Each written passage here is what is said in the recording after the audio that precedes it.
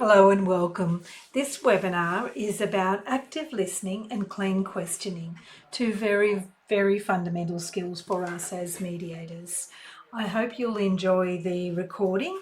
Before I go any further, I'd like to acknowledge Aboriginal and Torres Strait Islander peoples as the traditional custodians of this country and recognise their continued connection with land, waters and culture, and pay my respects to elders past, present and to emerging leaders.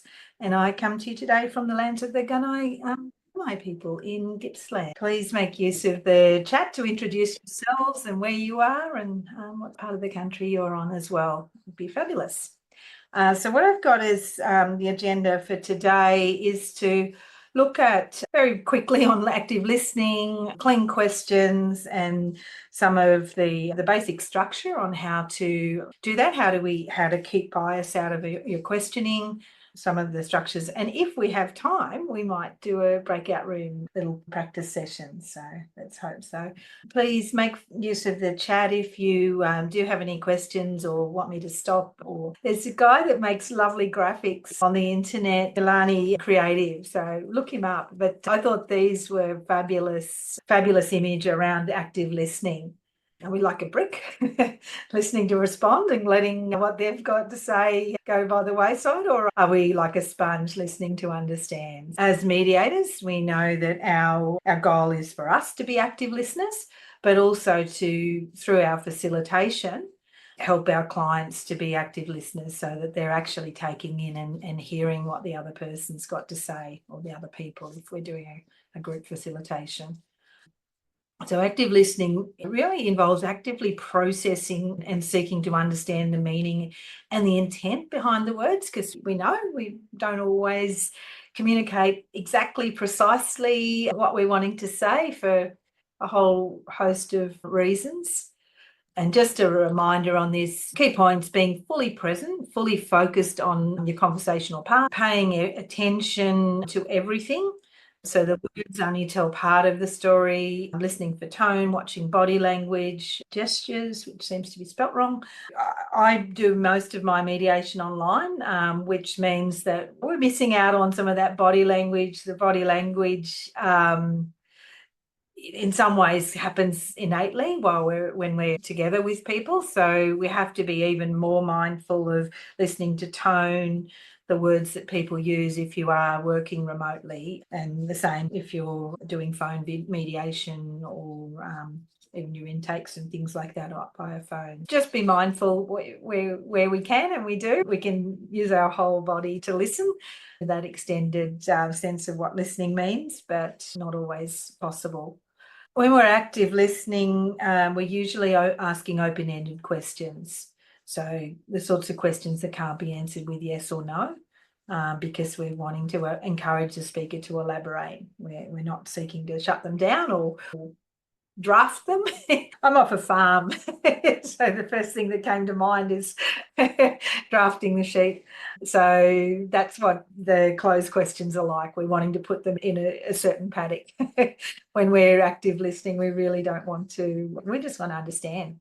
And paraphrasing, summarising and reflecting are the tools that we want to use. We definitely don't want to be using reframes when we're active listening, because we're not trying to change perspectives, we're not trying to change, we're trying to understand.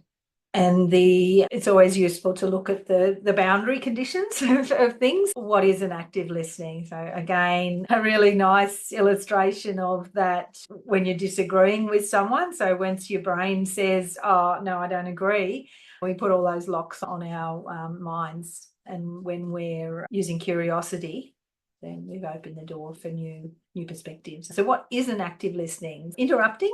This can be a challenge as a mediator, because sometimes that flow feels unending and we do have to interrupt, but ultimately we don't want to interrupt unnecessarily, because that can certainly make people feel unheard. And particularly if you're doing an intake and there's certain information that we want to gather, but I guess where we're aiming to go is to be able to hear that information, maybe make some very brief notes that we can come back to, but actually let them tell us what they need to say so that they can feel heard.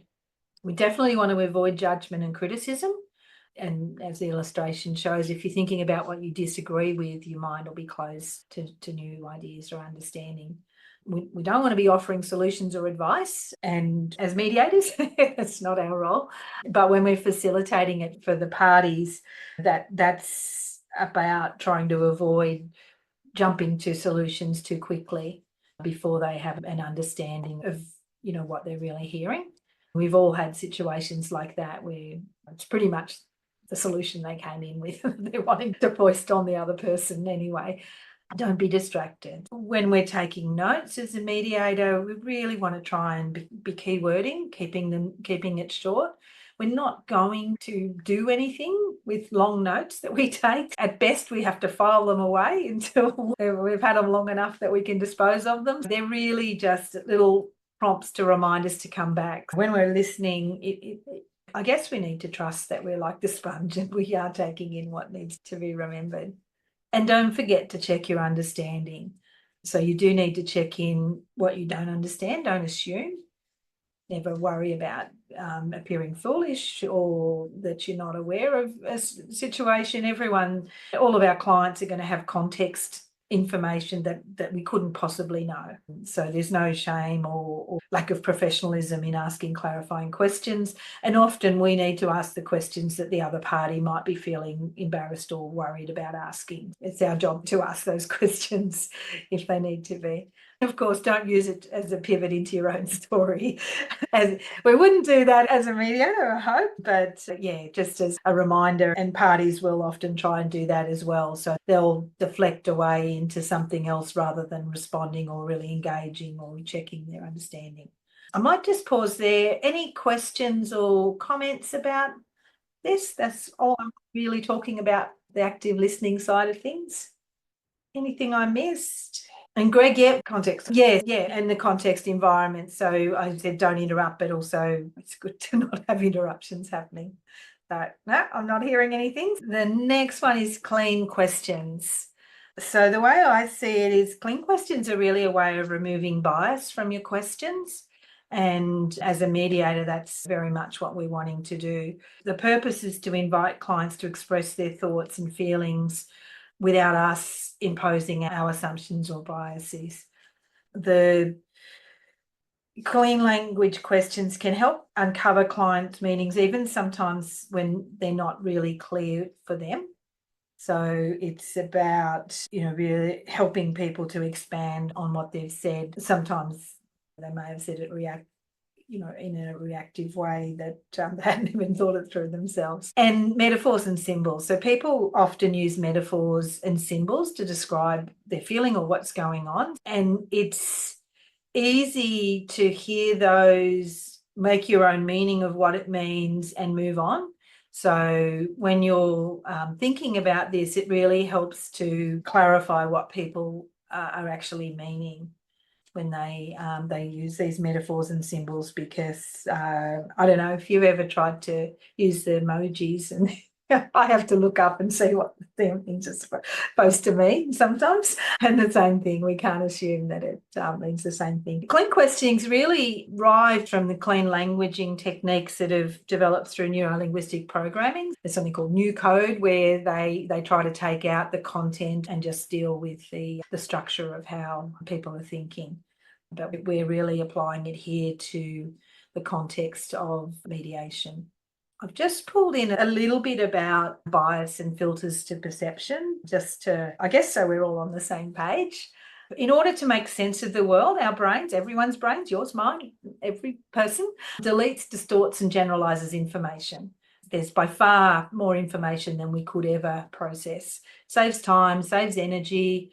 If there's trauma, or even if there's not, our brains set up triggers that speed up the difference between stimulus and response. When there's trauma, those triggers, someone who's returned from the war, they hear something that sounds like a helicopter and they hit the ground before their mind even has a chance to even figure that it's the news helicopter and there's no threat.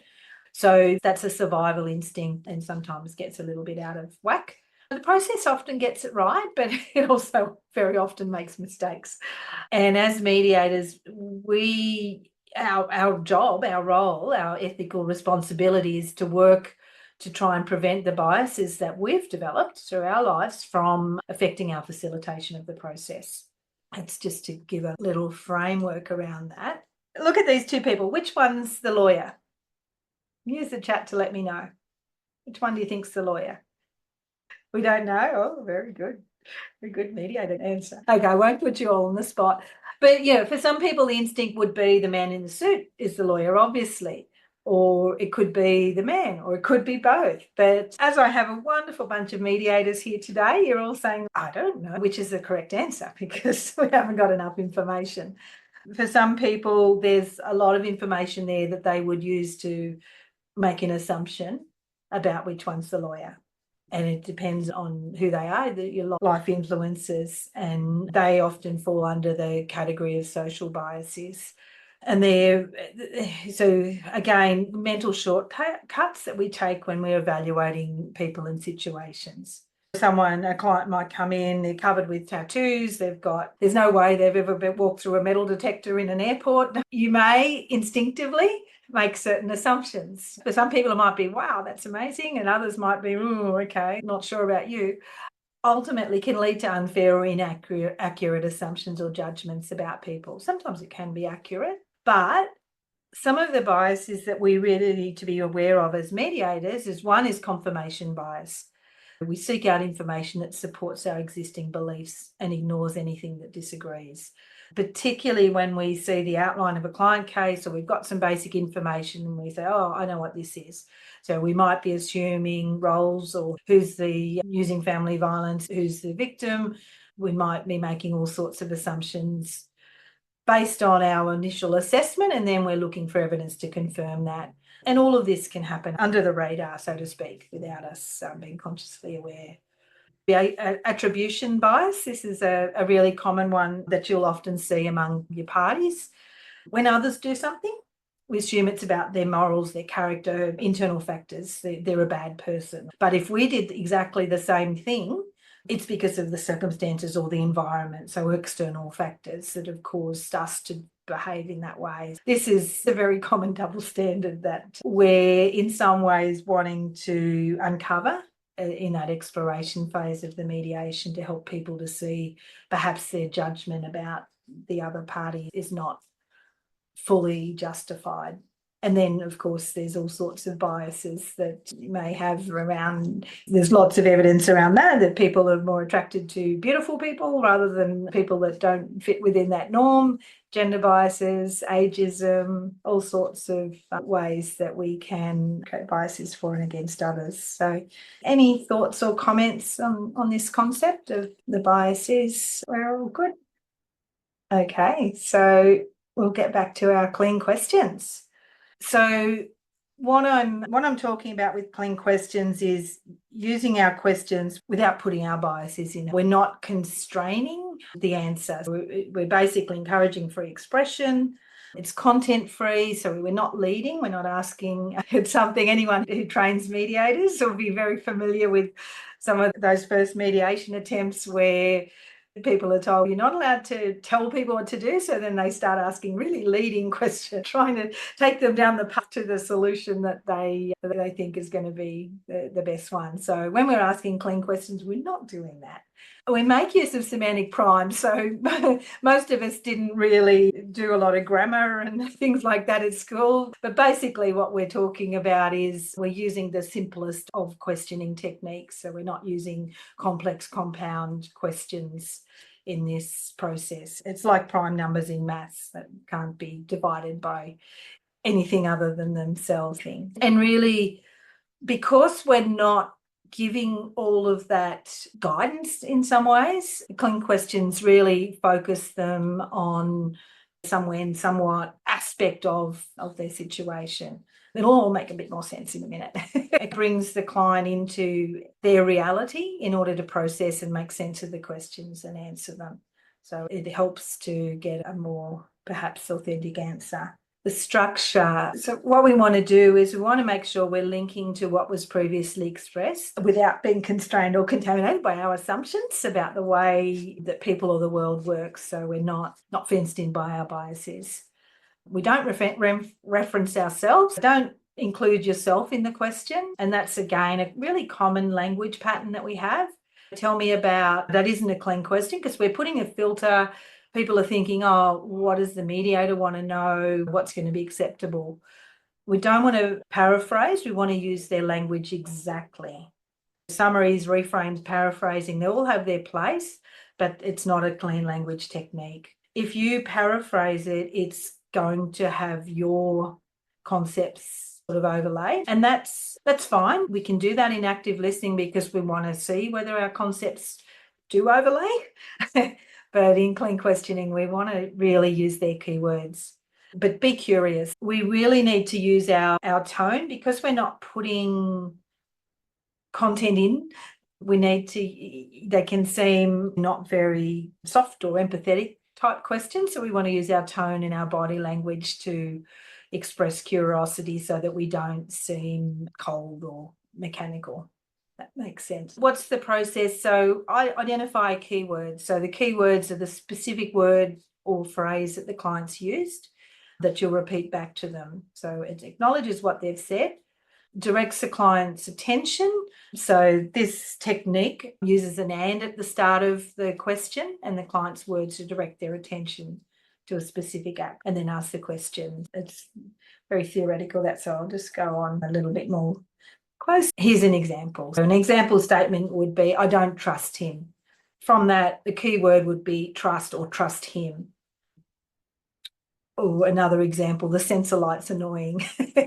That's a neighbour disputes about sensor lights. And the key words about the light is annoying because the annoyance is the bit that's going to affect. And a key word from I don't trust him, our clean question might be, and why don't you trust him? Or it might be, and when don't you trust him?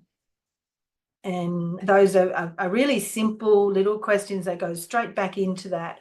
Whereas if we're not thinking about that type of language patterns, we might deflect, or we might do, oh, okay, they don't trust them. But what is it? Is it everything about them? Or it might be something really specific that's going to be much more manageable. So that gives you an idea. And with the sensor light is annoying, we might say, when is the light annoying? And there might be a time factor that they might turn it off at a certain time or something. These are a kind of different directions, I guess, you can take things developing. So is there anything else about keyword and what kind of a thing is it? Location, where, and whereabouts is it? Metaphor. So if they're speaking in metaphors, the future is black. And what is the future is black like? What does that mean thing? Which might bring some more clarity in the types of words they use. And then relationships. So what's the relationship between, might be something that they've said, and we're thinking, well, how do they connect? Sometimes people will say something and we're not, like, where are the dots? So that's the question that gets, where are the dots? How does this mean that? People will say that and we're thinking, okay, what's the view of the world that allows that? And sequence, so we can find out about the sequence of events, source, where did that come from, and intention questions. So they're just some examples that you can play around with so you can have the presentation for later. Please, any questions at all, feel free. I can see faces, so you look like you're still there. The easiest ones are the 6 W's, okay? So keyword and who and what and who did that. Blue, so you can bring them back to if they're not identifying who's involved, what, when, where, how, why, and how. So certainly when you're starting out, these are the easiest ones to use. And then on that previous slide, there was some others a little bit more complex. So again, just joining up clean questions. So and is just like it connects to what they've just said. It's not good grammar, I know, but don't worry about it. It's all right. But it can be a great way to get people to open up, and it kind of softens without us having to put all of those filler words around questions that we sometimes can be prone to do. And so here's the client, she or he doesn't listen. And how do you know that they don't listen? Or how does it make you feel when they don't listen? That may not be a good question to ask in the context. But so that's asking about their evidence. It's bringing it into feeling. So that might be a useful thing when the other person's listening so they can hear the impact. So a couple of little examples. Here's another example. I don't trust him, and using some of the why, what, when, how. Why don't you trust him? Oh, okay, and why don't you trust him? Because 5 years ago he did this. Okay, and what about him don't you trust? So we're trying to reduce that I don't trust him down to are there smaller elements of that? And when would you know you could trust him? So this might start to get some evidence about what would be needed to be done to rebuild trust. Ken's put a little course together if anyone's interested in going further. But since you've been so quiet, we've got time for an exercise. Excellent. So what I'm going to do is I'm going to use the breakout room. I haven't got a handout cheat sheet because I wasn't sure, but really we're basically just looking at any of the questions. So what I'd like is someone decides you're going to be the client, just say something. It doesn't have to be a full story. Okay, and then just swap over. Just try using these clean questions and keyword and then a why or what or whatever. Yeah, clear as mud. Going to assign you to rooms. You'll be there you'll see something pop up and I'll come back. Thank you. I hope you found this helpful, and please practice this process. Practice it with clients, but also with family members or out and about next time you go to a barbecue, just so that it becomes part of your repertoire. After this, when we came back, we had some private discussions which weren't recorded. So this is the end of this session. Please, I hope, make use of the opportunities to participate, particularly participating live. You're going to have a much more interactive experience, and make use of the opportunities to feed into us the sorts of things you'd like us to run sessions on.